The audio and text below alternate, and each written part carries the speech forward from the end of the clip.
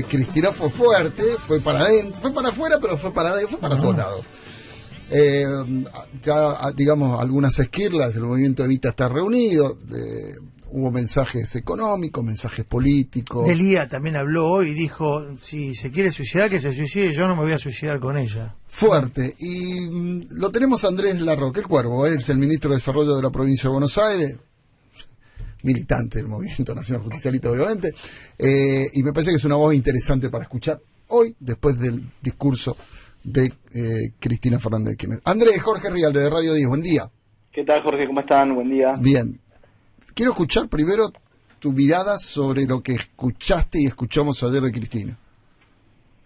No, me parece un discurso muy completo, un material, digamos, de estudio. La verdad que quiero tener un rato hoy también para poder repasarlo, imprimirlo y poder subrayar, ¿no? Porque hay un montón de conceptos que tienen que ver con tratar de salir de una situación muy compleja que nos toca atravesar, donde fundamentalmente hay que tener claro cuál es el problema, ¿no? Porque si no tenemos un buen diagnóstico, difícilmente acertemos con las medidas que hay que tomar. Entonces, hay que tener buen diagnóstico, hay que tener coraje para tomar las medidas que requiere este contexto. Y después, bueno, por otro lado, desde lo emocional, te diría que fue una inyección de ánimo para la militancia, yo creo también para el pueblo argentino en general, que la vea ya como una referencia. Me parece que ha sido un gran error en estos 2 años entender, o desde algún sector, pensar que Cristina era un problema y no ponderarla, no valorarla, no aprovecharla. Y cuando la escuchamos hablar, no sé cuánto tiempo habló ayer, pero podía seguir hablando y iba a seguir siendo enriquecedor, así que creo que tenemos que aprovecharla. ¿Fue un discurso ordenador hacia adentro, digo, hacia esa interna que uno desde afuera la siente y la ve? Yo no creo yo no lo veo en términos de internas. Como te decía antes, me parece que tenemos que salir de esta cuestión que empezó. Mirá, viene desde, te diría, desde el segundo gobierno de Cristina, inclusive después de la muerte de Néstor, se empezó a instalar, que es esa idea de, bueno, Cristina no puede, no le da. Después pasó a ser el jubilemos a Cristina, ¿no? Sí.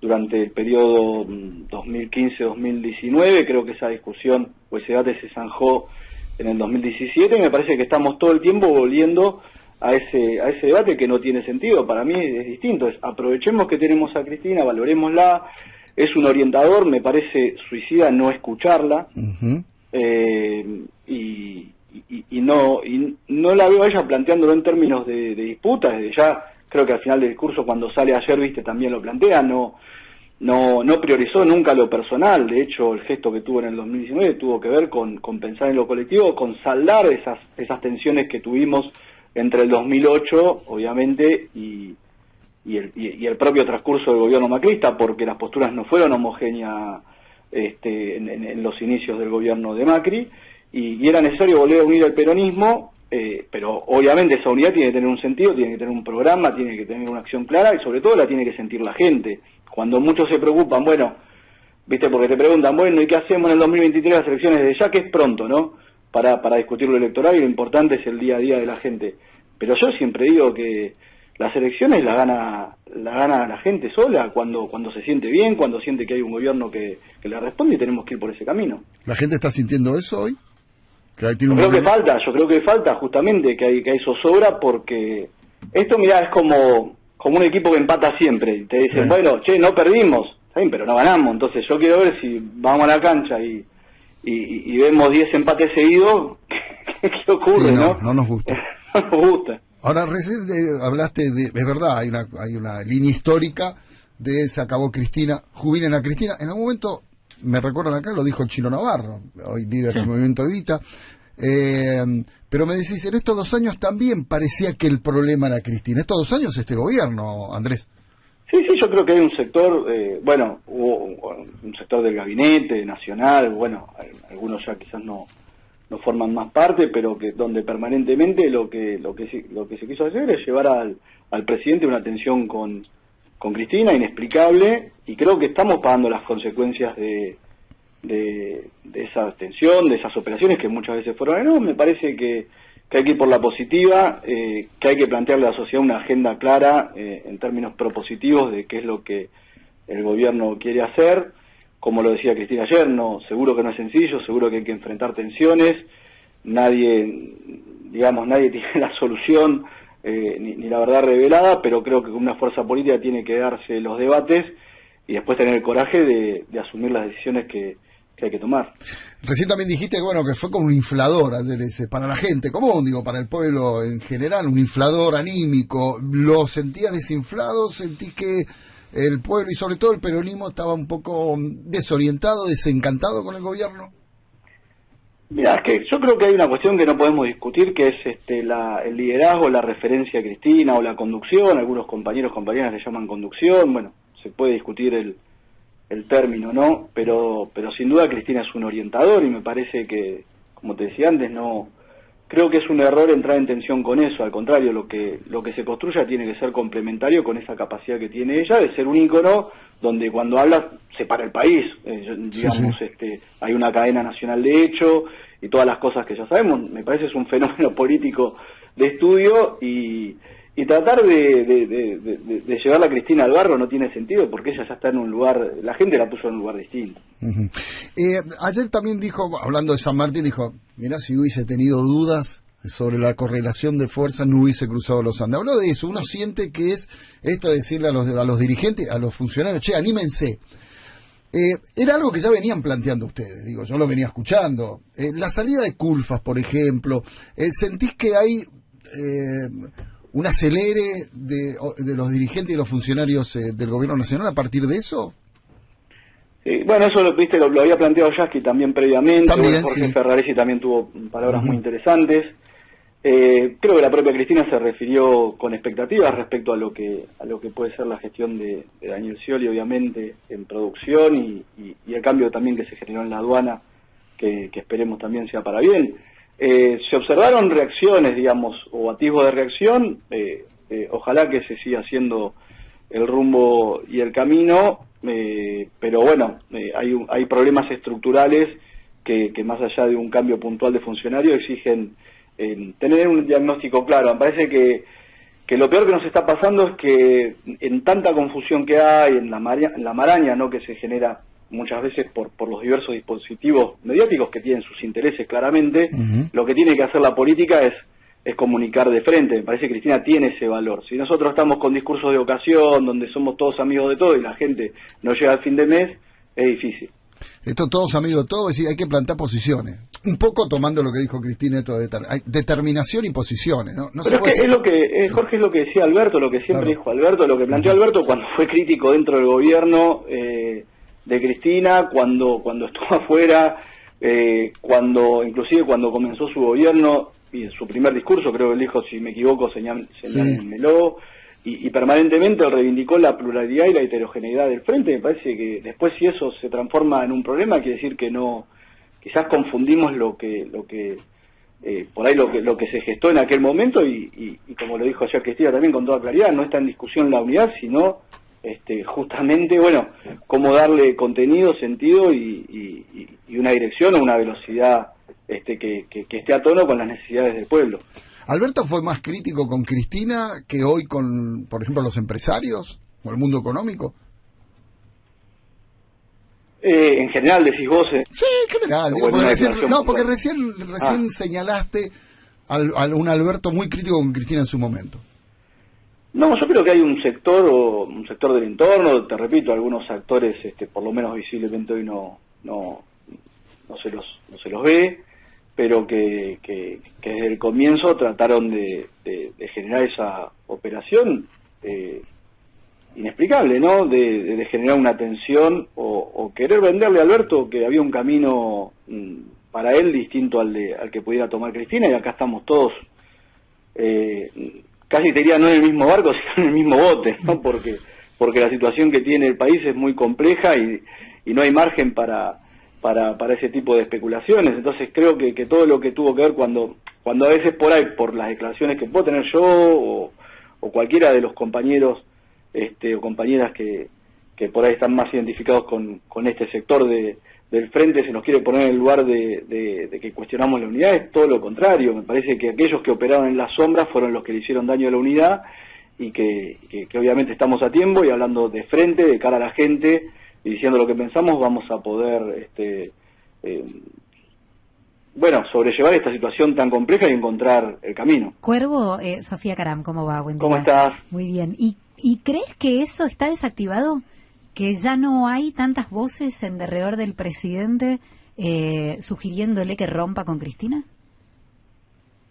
Ojalá que esté desactivado, que no pase más. Me parece que, te repito, no es conducente hacia ningún lugar. Mira, nosotros, inclusive en el gobierno de Macri, cuestionábamos y no entendíamos por qué el propio expresidente no la consultaba a Cristina, sabiendo que, bueno, había sido una persona que había gobernado 8 años. Entonces, si pensábamos que perdía mucho Macri, siendo una figura de otro signo político, con todas las diferencias de vida que tenemos, nos pareció un error que no la consultara a Cristina en cuestiones que tienen que ver con políticas de Estado, bueno, mucho más ahora más a un compañero de ahora, fuerza política. Lo otro, algunos señalan que esta marcación que hace Cristina Kirchner respecto de los planes sociales también tiene de fondo una vieja disputa entre la Cámpora y el movimiento Evita. ¿Esto es así? ¿Hay ahí una disputa política, territorial? ¿Hay enojo con el movimiento Evita? No, para nada. Mira, yo lo vengo planteando hace mucho tiempo. Me parece que acá hay que clarificar, y esto es importante para que los oyentes puedan comprender, porque a veces se instala una palabra como el plan, y en realidad lo que tenemos es distinguir acá en materia de políticas sociales es que hay dos tipos de políticas. Una es la política focalizada, que pretende reparar o fomentar, digamos, una política de reinserción laboral, como puede ser como era el programa, tantos programas de trabajo que existieron, que fueron teniendo distintos nombres a lo largo del tiempo, y se llama Potenciar Trabajo, y lo que es una política de ingreso, que tiene que ver con atender, como puede ser la UH, la Asignación Universal por Hijo, con saldar rápidamente un vacío en términos de ingresos que tiene un sector de la población, producto de la crisis económica que nos toca atravesar. Entonces, lo que pasó en la Argentina, lo que está pasando por una inercia de continuidad de las políticas del macrismo, de Stanley, que fueron los que volvieron a potenciar, como explicaba ayer Cristina, los conocidos planes, se tomó un plan de reinserción laboral como el Potenciar Trabajo y se masificó. Entonces, queda corto para hacer una política de ingreso, porque tiene 1.300.000 beneficiarios, y hay una política de ingreso debería abarcar de mínimo a 4 o 5 millones de personas. Nosotros tuvimos el IFE, que fue una excelente política de ingresos en la emergencia. Por supuesto, esto no tiene que ser de por vida, es de transición hasta que la persona recupere, digamos, un salario en el mercado formal laboral. Y la verdad que queda muy grande ese programa, que tiene 1.300.000 beneficiarios, para hacer un programa focalizado de generación de trabajo para cooperativas y demás, porque todos sabemos que es un universo inabarcable para organizar. ¿Saben ustedes lo que significa organizar en cooperativas 1.300.000 personas? Entonces creo que estamos pagando un costo alto frente a la sociedad. Creo que es muy discrecionario y arbitrario, porque hay una persona que sí percibe ese derecho y otra que no, porque hay gente que vive una casa al lado de la otra, tiene la misma situación de pobreza, y hay una persona que define quién tiene el ingreso y quién no, una persona, digamos, de una organización X. Entonces, me parece que lo que sirve es transparentar eso, transformarlo en una política de ingreso. Hay varias propuestas circulando, dando vueltas. Bueno, la que entendamos que sea la mejor va a terminar de saldar un debate que además tiene consecuencias políticas muy gruesas para el propio gobierno. O sea, cuando era lo que hablaba, decías de Cristina, de tercerizar. ¿Por qué estaba tercerizado? Eso es lo que hizo el macrismo. El macrismo tercerizó la política, como todo, privatizó, tercerizó, entre comillas, es una expresión un poco bruta, pero digamos, se sacó el tema de encima, dijo, bueno, la realidad que para nosotros, en nuestra concepción de comunidad organizada, el Estado y las organizaciones tienen que ir de la mano. El Estado no puede negar a las organizaciones, y las organizaciones no pueden negar al Estado, al contrario, tienen que funcionar de manera coordinada.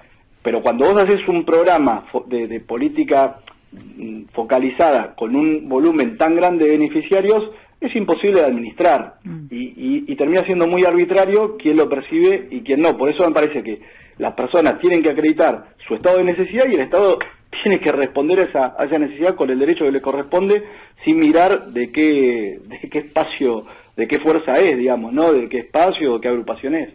Ministro, buenos días. Andrés Lerner lo saludo. ¿Cómo le va? ¿Qué tal? ¿Cómo estás? Bien, muy bien. Entonces, digamos, la idea sería agarrar esos recursos que se están volcando en este momento al potenciar trabajo y llevarlos directamente a una política de ingreso que podría ser, por ejemplo, no sé, o aumentar los montos de la tarjeta alimentar o algún esquema similar a un ingreso universal, por un lado eso, y por otro lado el planteo que hacen muchas veces los movimientos sociales de que en realidad la lectura es que hay un sector organizado en la economía popular en trabajos que muchas veces no son reconocidos como trabajo, gente que se inventó su propio trabajo, y lo que hay que hacer es, incrementar la producción de esos sectores. ¿Vos qué lectura tenés de eso? Son bastantes cosas. En primer lugar, hay una sola economía para mí y tiene que estar al servicio del pueblo, y el Estado tiene que conducir la política, no el gobierno tiene que conducir esa economía para justamente resolver las situaciones de inequidad que se puedan ir generando, ¿no? Después, respecto a lo que podría ser el reconocimiento de tareas laborales que el mercado no reconoce, lo mismo. Yo creo que muchos dicen falta trabajo, yo digo no, sobra trabajo. Lo que pasa es que claramente el mercado hay tareas que no las remunera, y es ahí donde el Estado puede justamente generar un marco de remuneración o una política de ingresos reconociendo que hay una tarea. Vos fijate, la UH, ¿qué es? La UH es la asignación familiar que percibe el trabajador formal para la persona que está desocupado o que por lo menos no figura en el mercado laboral formal. También la Argentina tiene un gran problema de informalidad, que sería otro de los grandes puntos de debate. Después, en materia de qué se podría hacer o cómo se resuelve, te repito, tuvimos una política muy interesante que fue el IFE, que se descontinuó de repente a final en el noviembre. Nosotros esta discusión la tuvimos con Guzmán en noviembre del 2020, de repente en una percepción que salíamos de la pandemia, que íbamos a tener una inflación en el 2021 del 30% según la proyección, bueno, todas cosas que no pasaron. De repente se achicó, por supuesto, también la proyección del déficit para ese año, entendiendo que ya estábamos saliendo de la pandemia, cosa que no pasó, y desapareció el IFE mágicamente. Ahora desapareció el IFE y aumentaron los potenciar trabajo. Entonces acá sí hubo un acuerdo para bancar el ajuste entre Guzmán y un sector, digamos, que se benefició claramente aumentando, de las organizaciones, ¿no? Que se benefició claramente aumentando los potenciar trabajo, los planes como se conocen vulgarmente, para administrar. Entonces privamos a la sociedad de una política de ingreso que la verdad fue muy exitosa, cambiándola por una política que tiene, primero que achicamos el número de beneficiarios y después que tiene una dosis de discrecionalidad a la hora de asignar el derecho que es cuestionable. Recién dijiste, Andrés, hay una sola economía. O sea, ¿vos no crees que exista algo así como la economía popular, lo que plantean los movimientos sociales? Yo lo que primero que no hay muchos movimientos sociales. A veces se identifica un sector y se dicen los movimientos sociales, y hay muchísimos movimientos sociales que están por fuera de lo que se denomina mediáticamente movimientos sociales, que puede hacer referencia, en este caso, a algunas organizaciones. Lo que nosotros decimos es que la clave es que el Estado gobierne la economía y justamente genere oportunidades y un nivel de inserción para el conjunto de la sociedad. Resignarnos a que el Estado debe abandonar ese rol y pensar que hay una economía paralela, digamos, para un sector clase B de la sociedad, creo que es un error. Sí, lo que nosotros defendemos, por supuesto, es la economía popular y la economía social en términos de aquellos sectores que se autoorganizan. Ahora, yo puedo entender eso en un gobierno liberal como el macrista. Ahora, en un gobierno que tiene otra filosofía política, nosotros no podemos dejar a la deriva a inmensos sectores de la sociedad diciéndoles no, autoorganícense, que el Estado no tiene nada que ver con su problema. No, el Estado es responsable de una política económica que tiene que generar trabajo y que tiene que generar dignidad para todos los habitantes de este suelo. Cuervo, ¿cómo te va? Mauro Federico te saluda. ¿Cómo andás? Buen día, querido, bien. Te pregunto porque ayer dio la impresión, no fue muy explícita, pero dio la impresión que Cristina, en otro tramo de su discurso, no voy a decir que celebró, porque no fue así la palabra, pero ponderó el hecho de que se haya incorporado al gabinete Daniel Scioli. Y lo metió también en la misma bolsa a Guillermo Michel, que ocupa la dirección de aduanas. ¿Cómo ven ustedes, acá te pregunto a vos, como militante e integrante de la Cámpora, ¿cómo ven el ingreso de Scioli al gabinete? Sí, por eso te decía antes que Cristina lo planteó con expectativa, desde ya que por supuesto cuando hay un cambio siempre entendemos que tiene que ser para mejor. Me parece que Daniel es un compañero que leal, que con mucha constancia, inclusive ha desarrollado una gran tarea en la embajada de Brasil, siempre hiperactivo, y bueno, por supuesto nosotros ojalá le deseamos lo mejor, lo saludamos el día que le tocó asumir y ojalá que pueda desarrollar las ideas que él trae para... Porque sabés que se había construido toda una idea de que ustedes en el 2015 no fueron muy amables con Daniel cuando él era el candidato del Frente para la Victoria. Yo no sé si en algún momento Máximo incluso lo desmintió eso, pero no sé, te pregunto a vos, ¿en algún momento hubo cierto resquemor con la figura de Scioli por parte de la Cámpora? No, yo creo que eso tuvo que ver más con operaciones que se hicieron permanentemente, pero no con la realidad. De hecho, nosotros con Daniel en aquel momento hablábamos permanentemente. Creo que él hace poco dijo, lo leí en un reportaje hace un par de días, que dijo que él le había propuesto a Cristina que Guado sea candidato a vicepresidente. Sí, digamos, con Fontevecchio lo dijo, sí. Siempre tuvimos contacto permanente. Bueno, después sí también, yo creo que Scioli fue el emergente de tensiones políticas que hoy continúan, que tenían que ver con usarlo a Scioli como digamos, una figura que confronte con Cristina, digamos, en la expectativa de ciertos sectores. También creo que el sistema le bajó el pulgar a Scioli cuando él definió que Zanini sea su candidato a vicepresidente. Es cierto. Yo creo que Scioli pierde la elección, lamentablemente, porque justamente nunca se corrió, nunca sacó los pies del plato. Pero Andrés, y el sistema se lo cobró. Ahora, pero Andrés, ¿a Zanini no se lo pusieron ustedes? No.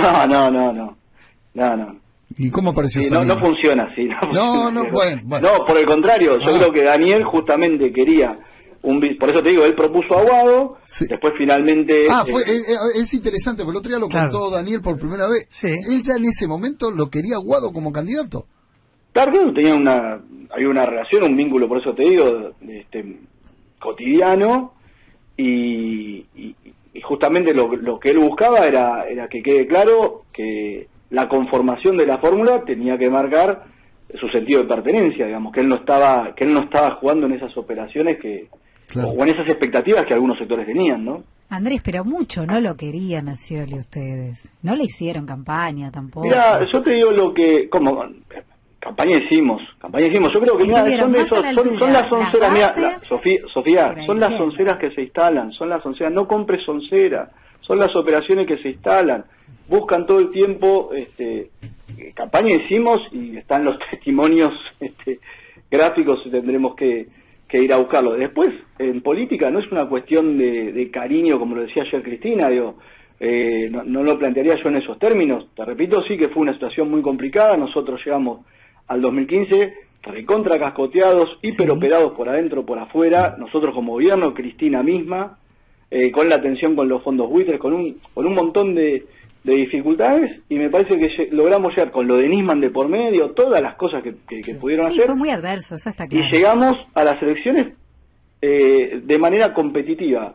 Y tal es así que la elección se definió en un balotaje, y te repito, hubo un montón de cosas de operaciones y de desgaste contra Scioli y contra Aníbal, contra Aníbal, obviamente, que tuvieron que ver justamente con que esa candidatura no se transformara en una alternativa para ir contra Cristina. Ahora, Andrés, esto ya es una mirada muy personal mía. Yo sentí que Scioli no era completamente el candidato del kirchnerismo. Sentí también que Alberto no era totalmente el candidato del kirchnerismo. Es una sensación mía hasta acá. ¿Quién sería? Uno cree que la única es Cristina. Así como dijiste, algunas la jubilaban. ¿Hay una posibilidad de que vuelva Cristina? Al poder, estamos hablando de la presidenta, estamos hablando... vamos, ayer habló no. Por eso rápidamente te metí a decir, sos boludo, habló ayer, es vicepresidenta. Te estoy hablando de No, pero candidata. No lo ve en esos términos. De hecho, creo que con un nivel de generosidad inusitado en la política argentina, no sé, podemos ir a ver lo de, no sé, lo de Perón con Cámpora, no hubo muchos casos así, digamos, donde alguien que, bueno, pero en aquel momento había una imposibilidad. Estaba proscripto. Estaba proscripto. Y Cámpora, pero con Cristina había un intento de proscripción, ¿no? De hecho. No teníamos muy claro. Sí, judicial, es verdad, había una encerrona judicial. Exacto. Sí, ella recordó la marcha del 13 de abril a Comodoro Pi ayer como un hito muy importante, que fue lo que garantizó que ella no fuera presa, digamos. Entonces, mira, y ella lo planteó siempre, lo planteó desde 2016, inclusive en aquel 13 de abril, hay que institucionalizar la fuerza política, el movimiento. Mira, Perón hablaba justamente de que las características del peronismo habían sido de ser un movimiento gregario por la fuerte adhesión a su figura, pero que en las distintas etapas que tenía que transitar el peronismo, teníamos que llegar a un nivel de institucionalización que fuera independiente de los liderazgos personales, porque obviamente hay una cuestión biológica, y ese siempre fue el desvelo de Cristina. Ahora, la verdad es que su voz es muy necesaria, porque lamentablemente las cosas no funcionaron como hubiéramos querido, y entendemos todas las dificultades, para ser justos, que se tuvieron que atravesar. La última, dijiste algo, lo escuchamos acá, por ahí escuchamos mal. ¿Vos dijiste que hubo un acuerdo para bancar el ajuste entre Guzmán y las organizaciones sociales? Yo creo que eso contó con el visto bueno de un sector de las organizaciones, de un sector de las organizaciones, claramente, que de hecho tienen funcionarios en el gobierno nacional. Creo que hubo un pacto claramente ahí. ¿Estás hablando de Levita?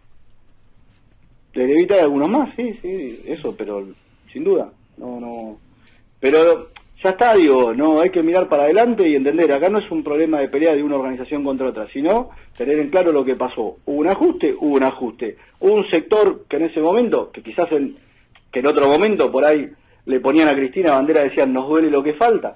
Bueno, perfecto, por ahí en este momento no tuvieron tanto dolor, quizás, pero bueno, hay que mirar hacia adelante y resolver la situación de los que más están padeciendo en Argentina, ¿no? Andrés, te agradezco mucho la charla, fue extensa, pero me parece que era el día justo. Te mando un abrazo grande. Te cumplí, ¿viste? Te dije que volvía con vos, ¿viste? Tenés razón, Andrés, cumpliste tu palabra y te agradezco mucho. Abrazo enorme, gracias. Andrés Larroque, el Cuervo, Larroque, ministro de Desarrollo de la provincia de Buenos Aires.